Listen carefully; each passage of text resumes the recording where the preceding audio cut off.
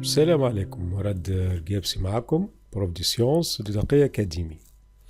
Alors, l'homme, d'après des recherches faites dans le domaine de la nutrition, ces recherches ont montré que l'homme consomme durant sa vie, en moyenne, l'équivalent d'environ 500 kg de fromage, une quantité de viande égale à presque 24 moutons, presque 4000 litres de lait, 6000 de pain, une tonne de fruits et environ 8000 œufs durant sa vie. Alors, toute cette quantité que l'homme consomme passe à travers ce qu'on appelle l'appareil digestif qui assure la transformation de toutes ces quantités en ce qu'on appelle nutriments. Ces derniers vont être par la suite utilisés par les cellules pour qu'elles puissent réaliser leurs fonctions comme la production d'énergie, comme la division par mitose, etc. Alors, dans cette partie, on va essayer de voir comment ce fameux, donc magnifique appareil, l'appareil digestif, est capable d'assurer la digestion de tous ces aliments et de toute cette quantité. Donc, on va voir quelles sont les étapes de la digestion et quels sont, si vous voulez, les organes qui interviennent dans ces étapes. Alors, pour répondre à toutes ces questions, on doit commencer tout d'abord, bien entendu, par déterminer l'organisation de ce magnifique, de ce volet donc miraculeux appareil digestif. Alors, en fait, chez l'homme, la digestion commence tout d'abord au niveau de la bouche, dans laquelle les glandes salivaires sont capables de sécréter ce qu'on appelle la salive, qui assure ce qu'on appelle la digestion chimique. Bien entendu, en plus de la digestion chimique, s'ajoute ce qu'on appelle la digestion mécanique, assurée par surtout les dents. Par la suite, après cette première étape, si vous voulez, donc les aliments passent dans ce qu'on appelle l'œsophage pour se trouver au niveau d'un autre organe qu'on appelle l'estomac. C'est là où il va avoir une autre, si vous voulez, étape de digestion qui concerne les aliments qui n'ont pas été encore digérés dans la bouche. Par la suite, ces aliments vont passer de l'estomac vers la première partie de l'intestin, ce qu'on appelle le duodénum, pour, si vous voulez, subir l'action de suc, ce qu'on appelle suc pancréatique, on va revenir à ça, sécrété par le pancréas. Par la suite, les aliments donc qui se trouvent au niveau de cette partie vont passer à l'organe ou la partie suivante de l'appareil digestif, donc l'intestin grêle. Et donc, les étapes de la digestion se réalisent au niveau principalement de la bouche, l'estomac et l'intestin, donc avec toutes ces parties. Alors, on va voir maintenant ce qu'on appelle sucs digestifs qui interviennent au cours de toutes ces étapes. Alors, il y en a dont on a déjà parlé, comme la salive, que vous avez déjà étudié dans la digestion expérimentale de l'amidon. Alors, la salive, en fait, est un suc digestif. Je vous rappelle qu'un suc digestif est constitué d'enzymes. Donc, c'est pourquoi on l'appelle suc digestif. D'enzymes qui assurent l'hydrolyse des aliments consommés. Et la salive est un suc digestif constitué de l'amylase salivaire, cette enzyme qui est spécifique de l'amidon. Donc, au niveau de la bouche, la première étape de digestion chimique a lieu grâce à l'amylase salivaire qui se trouve dans la salive. Par la suite, les aliments passent donc au niveau de l'œsophage pour se trouver dans l'estomac, au niveau duquel il va y avoir sécrétion de ce qu'on appelle le suc gastrique, riche en pepsine, en prisure et en lipase. Alors la pepsine et la prisure sont d'ailleurs fonctionnelles et actives à un pH qui varie de 2 à 4, donc un pH acide. D'ailleurs, dans l'estomac, il s'agit donc d'un milieu acide. Et là, ce sont seuls les enzymes capables d'être ou de fonctionner à un tel pH vont agir sur les aliments. Et donc, on trouve des enzymes spécifiques des protéines, on les appelle des protéases, comme la pepsine, la prisure, et d'autres qui sont spécifiques des lipides, c'est ce qu'on appelle des lipases. Par la suite, ce qui reste des aliments non digérés, avec bien sûr les produits de la digestion ou des réactions d'hydrolyse qui ont eu lieu au niveau de la bouche et puis dans l'estomac, tout ce mélange passe à travers le duodénum, au niveau duquel ils vont subir l'action du suc pancréatique sécrété par le pancréas.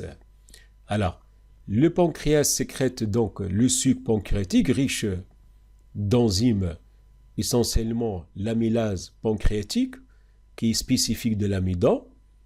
Là, au niveau du suc pancréatique, et exactement donc là où ils vont être digérés les aliments, donc du duodénum, il s'agit d'un milieu neutre dont le pH varie de 6 à 8. On trouve aussi la trypsine, spécifique de protéines, et la lipase, spécifique des triglycérides. Enfin, dans la dernière partie de l'appareil digestif, je parle bien sûr de l'intestin grêle. Là, il va y avoir sécrétion de ce qu'on appelle suc intestinal, riche en différents types d'enzymes. Et d'ailleurs, la plus grande partie de la digestion aura lieu dans l'intestin grêle.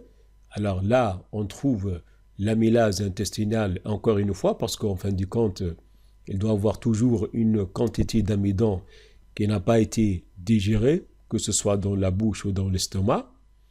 La maltase spécifique de maltose, la saccharase qui agit donc avec le saccharose, la lactase spécifique du lactose, les peptidases qui agissent avec les polypeptides et enfin les lipases avec les triglycérides. Alors, maintenant, on a une idée sur les sucs digestifs, les enzymes sécrétées par ces sucs. On peut maintenant passer aux étapes de la digestion. Et on va prendre le cas de l'amidon. En tout cas, on va étudier 3 cas. Cas d'un glucide qui est l'amidon, cas d'une protéine et cas des lipides. Alors pour l'amidon, donc, il s'agit donc d'une macromolécule glucidique, comme vous le savez d'ailleurs. Alors, on a ici à gauche le lieu de la digestion et le suc digestif qui va intervenir.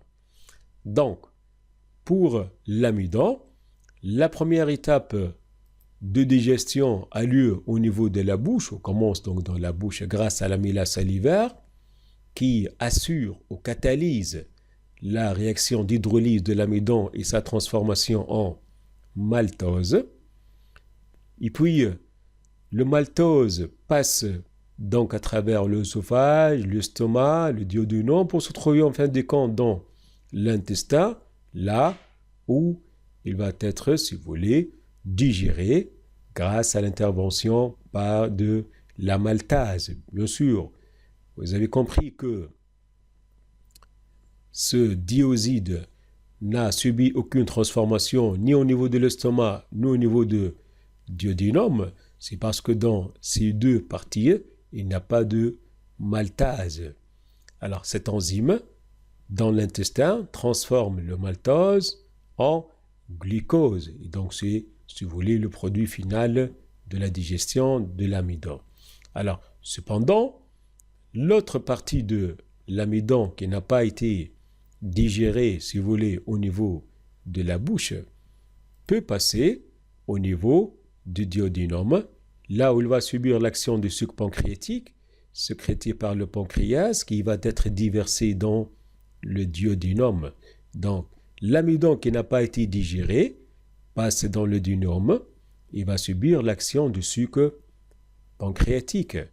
Donc, vous savez, j'ai déjà expliqué ça, lorsque vous consommez par exemple du pain, riche en amidon, alors au niveau de la bouche, la digestion ne touche pas toute la quantité d'amidon. Il y a certainement une partie qui ne va pas être digérée. Et bien, cette partie, elle va être digérée au niveau du duodénum grâce au suc pancréatique, là où il y a ce qu'on appelle l'amylase pancréatique qui va assurer ou catalyser l'hydrolyse de l'amidon en maltose. Par la suite, bien sûr, le maltose passe au niveau de l'intestin, là où il va subir l'action de maltase pour se transformer en glucose. Maintenant, supposons qu'il y a une autre partie de l'amidon consommée qui n'a pas été digérée ni dans la bouche, ni dans le duodénum.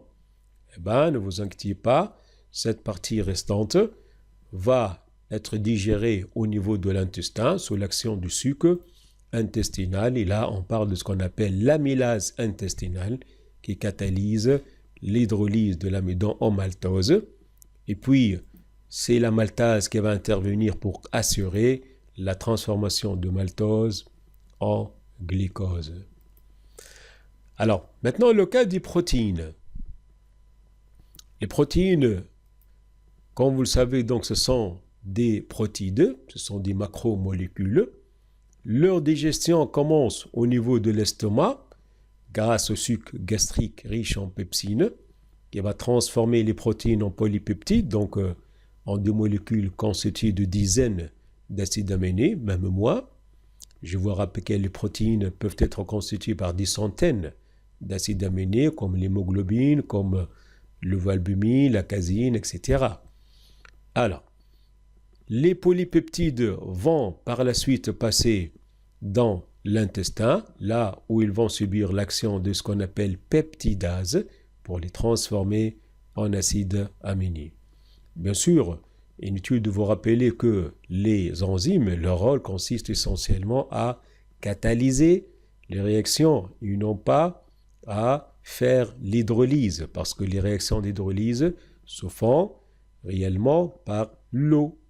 Le rôle de l'enzyme consiste tout simplement à catalyser cette réaction, c'est-à-dire à accélérer la réaction en facilitant l'accès ou l'effet de l'eau sur ces molécules.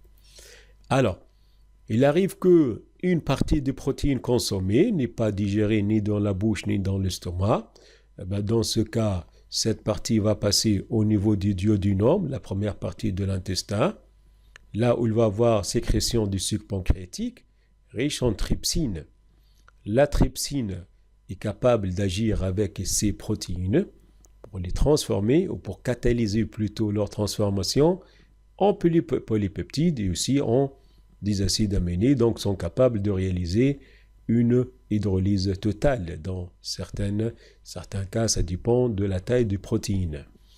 Et puis, ces polypeptides qui passent maintenant dans l'intestin subissent l'action du suc intestinal, riche en peptidase, qui va les transformer en acides aminés. Alors, maintenant pour les lipides, qui sont généralement des triglycérides, parce que la plupart des aliments qu'on consomme sont constitués essentiellement de triglycérides, qui sont des macromolécules constituées de glycérol et de 3 molécules d'acides gras. Eh bien, pour ces lipides, alors leur digestion commence au niveau de l'estomac, même si elle est un peu limitée, ça donne quelques acides gras et ça concerne quelques molécules lipidiques seulement. Et puis, donc ces lipides vont subir l'action du suc pancréatique au niveau du duodénum, toujours sous l'action du pancréas, là où il va y avoir sécrétion de lipase qui agit sur les lipides pour les transformer en diglycérides, monoglycérides et acides gras. Vous avez remarqué certainement la différence entre les résultats obtenus au niveau du duodénum et ceux au niveau de l'estomac. Dans l'estomac, on a obtenu juste quelques acides gras, ce qui montre que ici la digestion est très limitée, très faible d'ailleurs, et ça touche seulement quelques molécules lipidiques. Cependant, au niveau du duodénum, vous voyez que l'action de lipase est plus efficace puisqu'on obtient des diglycérides, on obtient des monoglycérides et des acides gras. Eh bien, ceci, c'est grâce à la bile qui est sécrétée par le foie et puis déversée dans ce qu'on appelle la vésicule biliaire pour être par la suite libérée en cas de besoin, c'est-à-dire en cas de passage de lipides. Donc, à chaque fois que notre alimentation est riche en lipides, la vésicule biliaire libère la bile qui va par la suite passer au niveau des duodénum pour faciliter l'action de la lipase. Alors, quel est le rôle exact de la bile? En fait, c'est grâce à la bile qu'il va avoir, si vous voulez, ce qu'on appelle une dispersion qu'on va là des gouttelettes lipidiques. Vous savez que les lipides sont des macromolécules et c'est grâce à la bile qu'il va avoir une dispersion ou ce qu'on appelle une, si vous voulez, pour simplifier les choses, une séparation des molécules de gouttelettes plutôt de lipides. Ceci facilite l'action de la lipase qui devient encore plus efficace. Et donc on obtient en fin de compte, grâce à la lipase de l'estomac, la lipase du sucre pancréatique et même aussi la lipase sécrétée au niveau de l'intestin, on obtient des produits finaux constitués d'acides gras, de glycérol et monoglycérides. Et voilà donc ce qu'on a à dire à propos des étapes de la digestion en tenant compte bien sûr de votre programme. Voilà, merci bien pour votre attention. On se voit prochainement, Inch'Allah.